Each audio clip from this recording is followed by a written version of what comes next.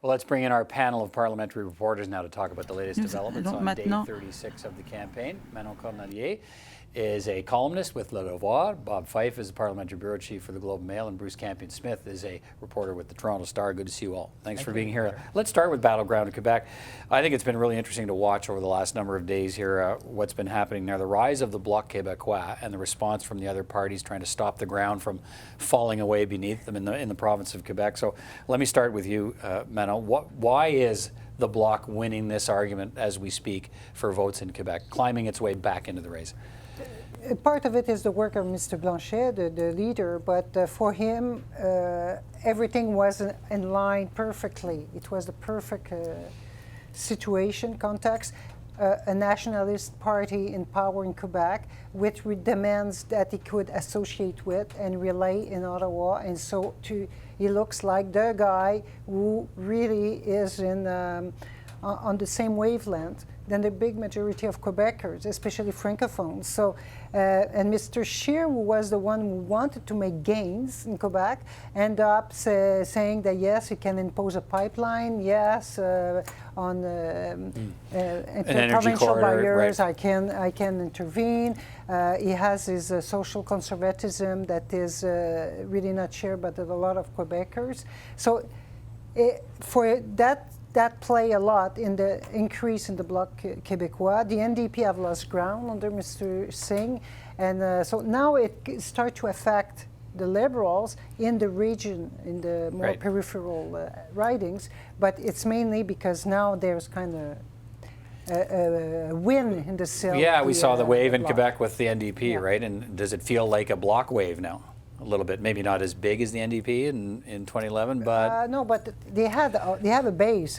Most people, the NDP had this big wave mainly on the back of at the expense of the Bloc Québécois. Right. So those people are just returning, going back to their natural home. Yeah. Okay, Bob, how do you see this? And I mean, is there anything the federal parties could have done? Well, the Bloc's a federal party too, but the Federalist Party leaders could have done I think it shows where debate actually makes a big difference, because the first Devoir debate is where Mr. Scheer did very badly, and that I think Mr. Blanchet performed strongly, and a lot of I'm assuming millions of Quebecers watched that debate, and I think it had a turning point because we saw immediately there was a big spike in the Bloc support, and it was reinforced by the second French debate where he performed well as well.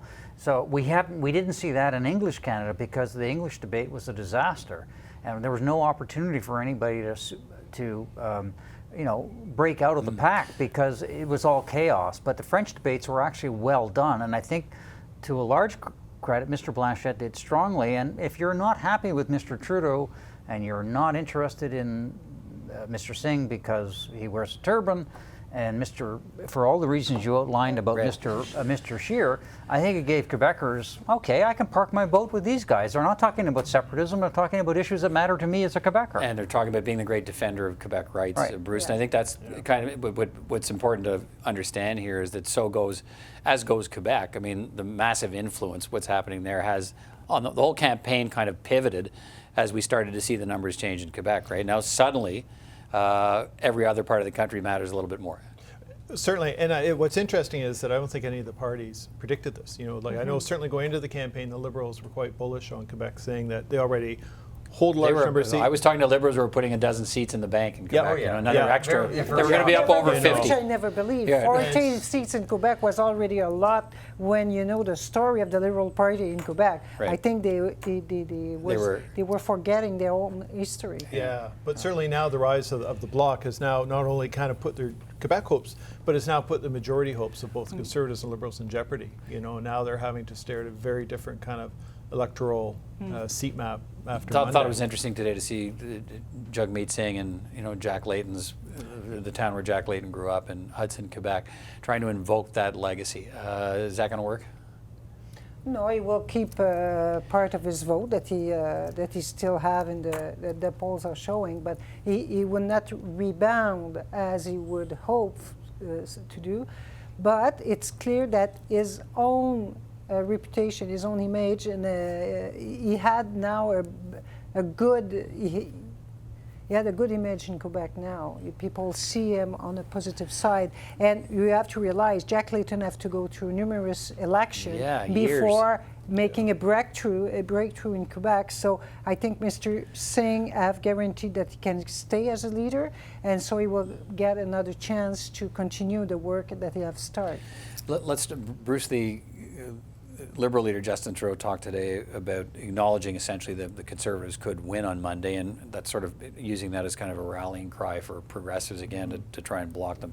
But winning, he says, by at least in part using sort of dirty tricks and a negative campaign and fake stories about the Liberals to try and win, and talking about the nastiness of the campaign. What do you think of that? Well, it's funny, the day, of course, just to set the scene, of course, on Saturday we had the troubling scene where, a Liberal rally was delayed because of a security threat. Mr. Trudeau, when he did come out, he was wearing a protective vest, underneath his dress shirt. So that, I think, is an example of perhaps how far things have gone and kind of the extent of polarization. He reflected on it earlier in the week, saying that he came into office, one of his focuses was bringing the country together, and perhaps this is a failing.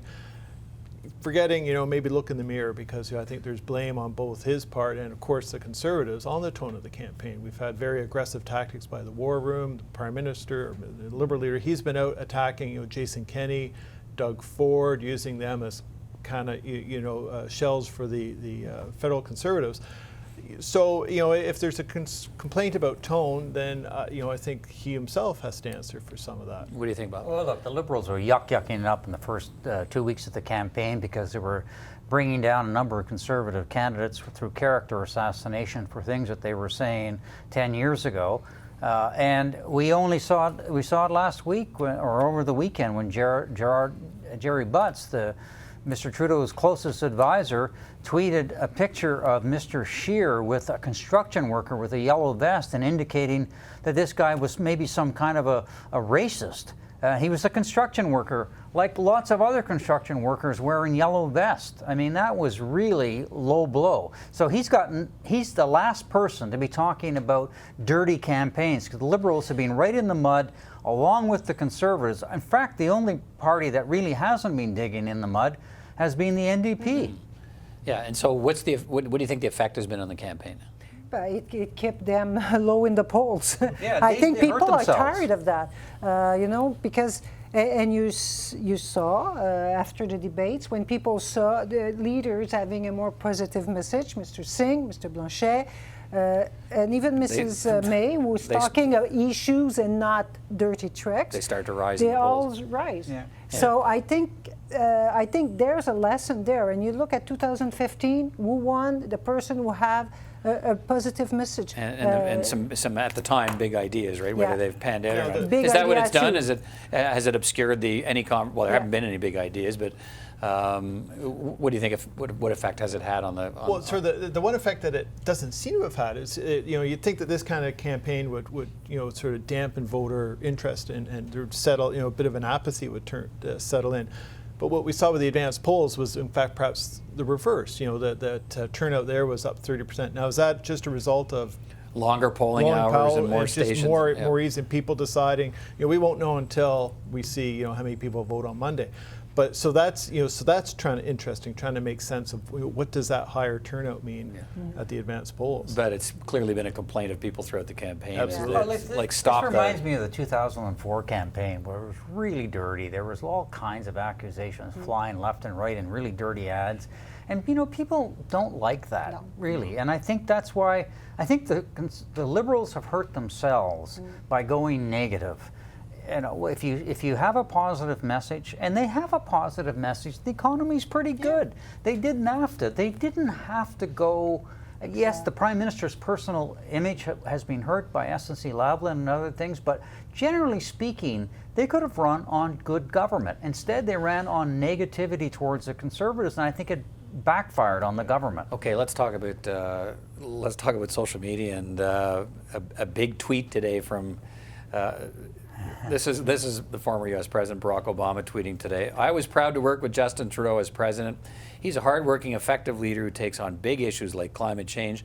The world needs his progressive leadership now, and I hope our neighbors to the north support him for another term. He was just probably it's Justin here. He was sitting on the couch today help. and said, "You know what? I think I'll fire off a tweet about Justin Trudeau and how much I like really him." following the Canadian elections. Yeah. What do we make of this? Big deal?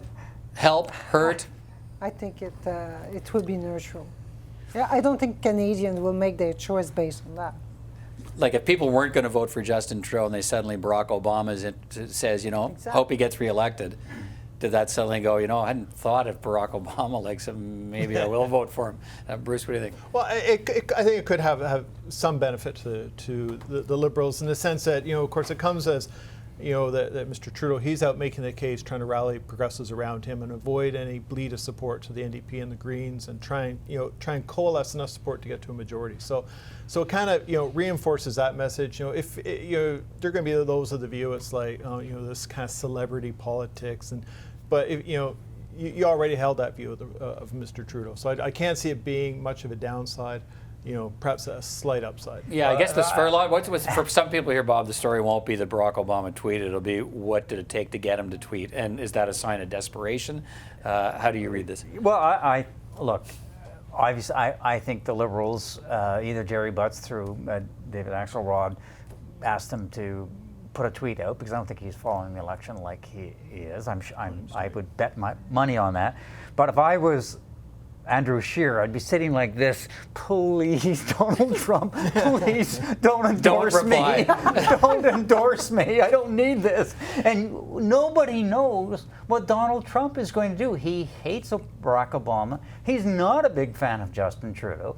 He could very well And he likes to tweet from time to time. He likes to tweet from time to time. So, maybe over a hamburger and a Coke in the White House, he's going to say, you know what? I'm going to endorse. But it's right, the other guy. Well, but why not though? Because Barack, like Jason Kenney and Doug Ford aren't in the campaign, and Barack Obama's not either. But now he is. So maybe there's room for everybody. Well, the other interesting thing, of course, is immediately the question was foreign interference. The very kind of thing that we were set up to try and guard against, and now elections Canada has to weigh in. Well, Elections Canada says no because there's no money. No money. He wasn't paid to do it. We did ask the Liberals. Did you pay him to do this? Unless it was a long distance call that reverse the charges to get him to tweet. No, crazy speculation here, but all right. So we'll see if it has what kind of effect it has in the campaign, and 5 more days to go. Hard to Exciting. Yeah, lots to watch still to come. Thank you all. Thank you. Thank you.